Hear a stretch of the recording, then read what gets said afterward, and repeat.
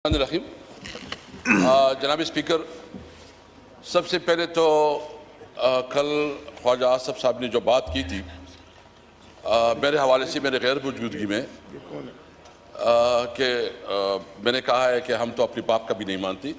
हमारी पुश्तों का एक कहावत है और वो कहावत ये है कि नाजायज़ा खुदर प्लार मनम, मतलब एक मिनट आप थोड़ा साइड पे हो जाए भाईजान। पुश्तों में कहते हैं ना कि नाजायज़ा खुदर प्लार मनम, तो इसका मतलब ये है कि अगर कोई ज़ोर ज़बरदस्ती से कोई बात करता है तो हम किसी का नहीं मानते, हम किसी की जो है ना ज़ोर ज़बरदस्ती से नहीं हो सकती। दूसरी बात यह है कि जो स्पीकर साहब कल उसने आपको एड्रेस करके जिस तरह बात की है, मैं उसकी मज़म्मत करता हूँ। अगर उसने देखिए ये ओहदा, ये पोजीशन बहुत काबिल एहतराम है। ख्वाजा साहब जो है ना मेरे ख्याल में 9 साल के होंगे शायद, मतलब जब से जानते हैं इस असेंबली में हैं। मुझे बताया अगर वो इस तरह बिहेव करता है, इसके अंदर बर्दाश्त नहीं है, तो कम से कम इसको बर्दाश्त करना चाहिए और अपने स्पीकर को इस तरह बुलाना, इस तरह बात करना जो है ना हम उसकी मजम्मत करते हैं। 80 साल बुजुर्ग है, 80 साल बुजुर्ग है, कम से कम इसको एटिकेट्स होने चाहिए, उसके कोई तरीका होना चाहिए। इस तरह के नहीं है कि वो इस तरह जो बिहेवियर करे। दूसरी बात, मैं चूंकि मौका भी मिला है, फिर अली मोहम्मद साहब को आप मौका देंगे, मैं 2-3 इशूज जो है ना हाईलाइट करना चाहता हूँ और हमने कल एक अटेंशन भी रखी है, अगर आप काइंडली उसको ले ले।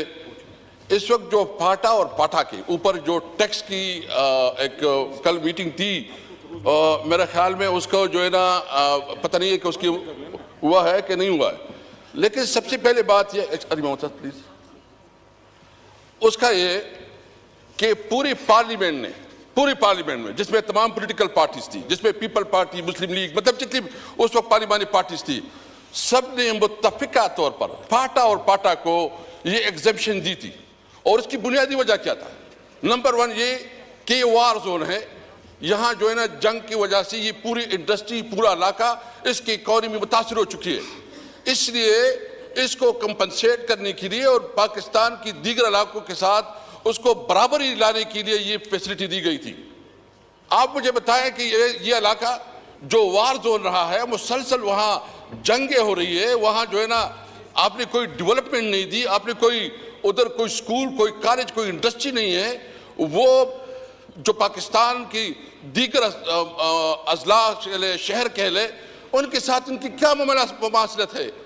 यानी जो 40 साल से उससे जंग हो रही है, उसने तो उसकी पूरी इकॉनमी तबाह बर्बाद की। तो मैं पूछना चाहता हूं कि वो मार्केट से दूर है, उनके ऊपर अगर आप टैक्स इस तरह लागू करेंगे, और ये कहते हैं कि देखो टैक्स नहीं देते, मेरे साथ पूरी अदाद शुमार मौजूद है कि इस वक्त जो फाटा से जो टैक्स वसूली होती है वो तकरीबन 50 बिलियन एक और 20 बिलियन 70 बिलियन रुपए पाकिस्तान को मिल रहे हैं। लेकिन उसके मुकाबले वहां क्या मिल रहा है? अभी तक जो मर्जर में जो कमिटमेंट की गई थी, मर्जर में कमिटमेंट नहीं की गई थी कि NFC अवार्ड में 3%, ये लामानेश्वर साहब बैठे हैं, मैं पूछना चाहता हूं कि वो उसकी कमिटमेंट का क्या बना कि 3% वफाक देगा, सूबे देगा, अभी तक एक देला नहीं दिया गया। और उसको छोड़े, जो रूटीन में फाटा को फंड जाते थे, जो वहां की डेवलपमेंट के लिए जाते थे, वो तो छोड़े, वो भी सूबाई हुकूमत के ऊपर छोड़ा गया है और वहां कोई फंड भी नहीं जाता, कोई डेवलपमेंट भी नहीं हो रही। तो इस फैसले का मतलब ये होगा कि यहां आपने मजीद बेरोजगारी पैदा करनी है, आपने एक्सट्रीमिस्ट को परवान चढ़ाना है और आपने जो ना एक और किस्म की जो वहां एक अवाम में जो मायूसी है, उस मायूसी को मेरा मुतालिबा स्पीकर साहब से ये है कि काइंडली इसके ऊपर आप एक कमेटी बनाएं, आप एक कमेटी बनाएं और उसमें तमाम पॉलिटिकल पार्टीज के लोग लिखें, ताकि इसका सही मानों में असेसमेंट हो, उसके ऊपर डिस्कशन हो, उसमें जो है ना फाटा की नुमाइंदगी हो और पता चले कि रियलिटी सामने आ जाए। इस हाउस का काम है, तो मैं आपसे मुल्तमिस हूं, मैं आपसे रिक्वेस्ट करता हूं कि उसके ऊपर एक स्पेशल कमेटी बनाए। नंबर 2, जो चमन में इस वक्त जो है ना एक बहुत बड़ा धरना जारी है, वो चमन में धरना जारी है, उन लोगों का क्या गुनाह है? यानी अभी तक जो 70 साल से ज्यादा हुआ जब पाकिस्तान बना है उनको एक फैसिलिटी दी गई थी, क्योंकि जो हमारे बॉर्डर एरिया है इसमें भी ट्राइब जो है ना, एक तरफ उसका घर होता है, दूसरी तरफ उसका मस्जिद होता है, जमीन एक तरफ होती है, घर दूसरी तरफ होता है। उसका एक अरेंजमेंट थी, उस अरेंजमेंट को एकदम खत्म किया गया।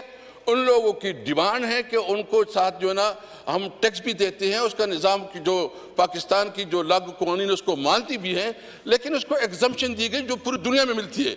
मैं मुतालबा करता हूँ कि उसके हवाले से भी स्पीकर साहब, हम जब मैं था इस पोजीशन पे तो मैंने एक स्पेशल कमेटी बनाई थी, और वो स्पेशल कमेटी में हमने तमाम पार्टीज की नुमाइंदगी भेजी थी। इसमें हमारे साथ उस वक्त जो रहमान मौलाना साहब की जो पार्टी की अभी नाम भूल गया हूँ, वो मतलब सब हमने उसको लेके गए थे, और उन्होंने वहाँ जायजा लिया, उसने एक रिपोर्ट पेश की, और रिपोर्ट आपके सेक्रेटरिएट में पड़ी होगी।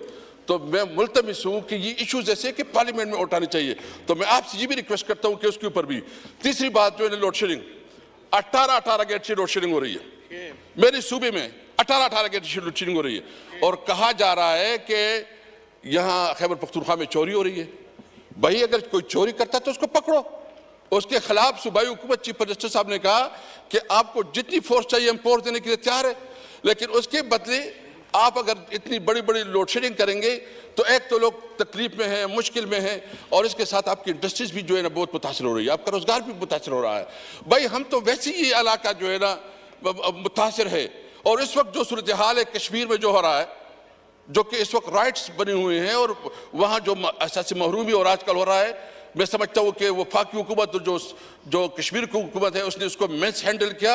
उसको नहीं करना चाहिए था कि उसको इस तरह उसको मिस हैंडल, जो कल जो उसकी लोग जो है ना मरे हैं, जो शहीद हुए हैं, मैं उसके बारे में ये कहता हूँ कि उनको जो है ना कंपनसेट करना चाहिए, उनके साथ प्रॉपर मुज़ाकरात करना चाहिए, और हुकूमत को हर मुमकिन तरीके से जो है उसकी जो इश्यूज है उसको एड्रेस करनी चाहिए। इस तरह अगर आप फाटा में कल आज जो है ना पूरा हड़ताल है, मलकंड डिवीजन में आज पूरा हड़ताल हो रहा है, और उस हड़ताल का बुनियादी मकसद ये है कि आपने हमें दिया क्या है, आप हमसे ले रहे हैं। हमारा सूबा जो कि हर लिहाज से रेवेन्यू के लिहाज से जो है ना इस मुल्क को सब कुछ दे रहा है, लेकिन उसके मुताबिक कुछ नहीं मिल रहा। 3 मुतालबात है मेरे, चमन के हवाले से, मलकंड और फाटा के हवाले से, और लोड शेडिंग की। लोड शेडिंग तो हमारी सबका मसला है, सब इस पे बात करेंगे, लेकिन मैं ये ज़रूर मुतालबा स्पीकर साहब आपसे करूंगा कि स्पेशल कमेटी बनाए उसके ऊपर, ताकि पता चले कि हक़ाइक़ क्या जी। थैंक यू, अस्सलाम वालेकुम जी, शुक्रिया। आपने 4 इश्यूज़ रेज़ किए हैं।